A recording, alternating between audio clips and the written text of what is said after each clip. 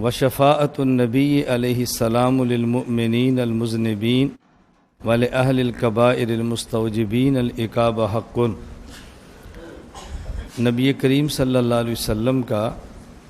گناہگار ایمان والوں کے لیے شفاعت کرنا اور ان لوگوں کے لیے جو بڑے بڑے گناہ کرتے ہیں اور گناہ کر کے اللہ کی سزا کے مستحق ہوتے ہیں، ان کے لیے آپ کی شفاعت کرنا ثابت ہے۔ رسول اکرم صلی اللہ علیہ وسلم کی قیامت کے دن شفاعت دو قسم کی ہوگی، ایک ہے شفاعت صغریٰ اور ایک ہے شفاعت کبریٰ۔ آپ کی ایک شفاعت وہ ہے کہ جو تمام عالم کے افراد کے لیے ہے کہ حساب شروع ہو جائے، سب لوگ جمع ہو کے حضرت آدم کے پاس جائیں گے کہ آپ اللہ سے درخواست کرو کہ ہمارا حساب شروع ہو۔ آدم علیہ السلام فرمائیں گے میں نہیں سفارش کر سکتا، کیوں؟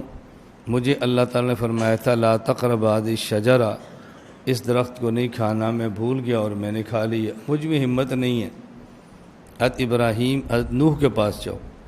نوح علیہ السلام سے کہیں گے آپ ہماری سفارش کرو حساب شروع ہو جائے، فرمائیں گے میرے بس میں نہیں ہے، مجھے حکم تھا کہ آپ ہر کسی کے لیے دعا مانگو، اپنے اہل کے لیے دعا مانگو، تو میں نے سمجھا کہ میرا بیٹا اہل میں سے ہے، میں نے دعا مانگ لی، تو اللہ نے فرمایا کہ اہل سے مراد ہے ایمان والے، یہ ایمان والا نہیں ہے تو مجھے تو اپنا ڈر لگ رہا ہے۔ ابراہیم کے پاس جاؤ، ابراہیم سے کہا جی آپ ہمارے لیے درخواست کرو، اللہ تعالیٰ ہمارا حساب شروع کریں۔ کہا مجھے حکم تھا کہ مشرک کے لیے دعا نہ مانگو، میں نے اپنے والد کے لیے مانگ لی، تو سمجھنے میں فرق پڑا، میں نے مانگ لی تو مجھے تو اپنا ڈر لگ رہا ہے، تو جب مجھے یقین ہو گیا کہ والد کفر پہ مرے گا تو پھر تو نہیں مانی، جب مجھے یہ توقع تھی کہ شاید ابھی مان لے تو میں نے مانگی ہے۔ آپ حضرت موسیٰ علیہ السلام سے درخواست کرو، یوں اگلا نبی پھر بالآخر عیسیٰ علیہ السلام کے پاس آئیں گے، آپ دعا کرو، عیسیٰ علیہ السلام فرمائیں گے میں بھی اپنے آپ کو اس کا حل نہیں سمجھتا، تو پھر سارے اکٹھے ہو گئے رسول اکرم صلی اللہ علیہ وسلم سے درخواست کریں گے کہ آپ اللہ تعالیٰ سے درخواست کرو کہ حساب شروع ہو جائے، اللہ تعالیٰ سے درخواست کرو کہ حساب شروع ہو جائے۔ جس طرح بسا اوقات کسی شخص کا عدالت میں کیس ہو نا اور کیس شروع نہ ہو تو بندے کہتے ہیں یار جج صاحب سے کو ہمارا کیس لگائیں، کیس شروع کریں، اور بھائی تمہارا کیس خطرناک ہے یار، سزا ہو جائے لیکن کیس شروع ہو، تنگ ہو کر بندہ کہتا ہے نا، تو لوگ اس حشر کے عالم کی پریشانی کو دیکھ کر کہیں گے کہ درخواست کرو کہ ہمارا حساب شروع ہو جائے۔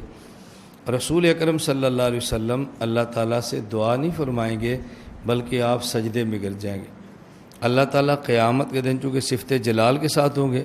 لمن الملک اليوم، تم بتاؤ آج کون بادشاہ ہے، اللہ تعالیٰ کوئی جواب نہیں دے گا، پھر خود ہی جواب ہوگا،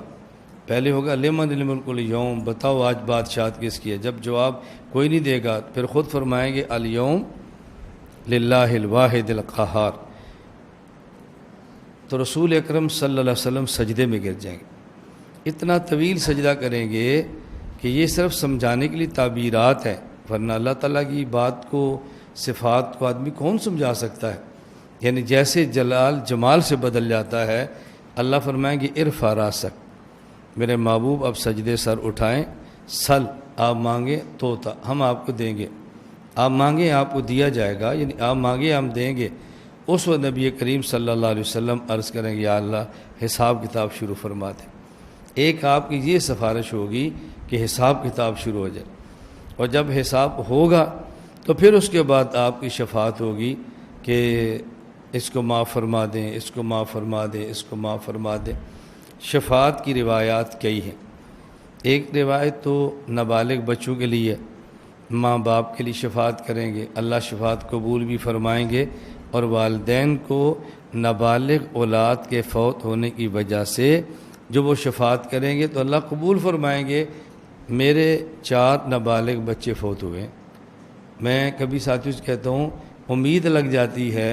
کہ شفاعت کا نصاب پورا ہے، کیونکہ حدیث پاک میں 3 بچے ہیں، 3 فوت ہوں، 3 نہیں ہے تو 2، 2 نہیں ہے تو 1، اور ہمارے اللہ پاک نے 4 لیے ہیں۔ یہ اللہ نے کتنا کرم فرمایا، بڑے ہوتے تو پتہ نہیں فاسق ہوتے، کافر ہوتے، بڑے ہوتے نہ معلوم کیا دکھ دیتے، اللہ نے نابالغ اٹھا لیے اور اٹھانے کے بعد ہماری شفاعت کا انتظام فرما دیا ہے۔ اللہ تعالیٰ یہ نعمت عطا فرمائے تو اللہ کا شکر ادا کرنا چاہیے۔ تو رسول اکرم صلی اللہ علیہ وسلم کی جو حدیث سے ثابت ہے، ایک شفاعت ہے شہید کے لیے، وہ 70 آدمیوں کے لیے شفاعت کرے گا جن کے لیے جہنم کا فیصلہ ہو چکا ہوگا، اس کی سفارش سے وہ جنت میں چلے جائیں گے۔ ایک ہوگا پھر عالم، یہ اپنے متبعین کے لیے سفارش کرے گا جو اس کی بات مانتے ہیں، اتباع کرتے ہیں، ان کو جنت میں لے کر جائے گا۔ اور پھر ایک سفارش ہے رسول اکرم صلی اللہ علیہ وسلم اللہ کے نبی کی،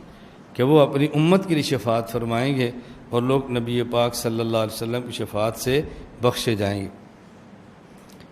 یہ تو عام احادیث میں موجود ہے، اور بعض احادیث سے پتہ چلتا ہے کہ ایمان والے قیامت کے دن اللہ پاک سے جیسے بندہ جھگڑتا ہے نا، یوں جھگڑیں گے کہ یا اللہ ہمارے ساتھی تھے، ایمان والے تھے، جہنم میں ہیں۔ اللہ فرمائیں گے جاؤ، جس کے دل میں 1 دینار کے برابر ایمان ہے اس کو نکال لو۔ یہ جتنے نکال سکیں گے نکال لائیں گے، کچھ پھر بھی رہ جائیں گے، پھر اللہ سے عرض کریں گے۔ اللہ فرمائیں گے جن کے ایمان میں آدھے دینار کے برابر ایمان ہے اس کو بھی لے آؤ۔ یہ جائیں گے، ان کو بھی لے آئیں گے، ان کے لیے اللہ پاک جنت کو ٹھنڈا فرما دیں گے، جہنم کو ٹھنڈا فرما دیں گے۔ کچھ اور بھی رہ جائیں گے، اللہ فرمائیں گے ارجعوا، پھر جاؤ، جن کے دل میں ذرہ برابر ایمان ہے ان کو بھی لے آؤ۔ یہ ان کو بھی لے آئیں گے۔ یہ وہ ہوں گے جو ان کے علم میں ہوں گے۔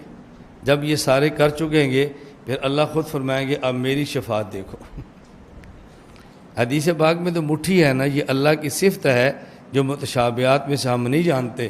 اللہ کی مٹھی کیا ہے، صفت کیا ہے، اللہ اپنی شان کے مطابق پھر جو اہل ایمان جہنم میں ہوں گے ان سب کو نکال کر جنت میں داخل فرما دیں گے۔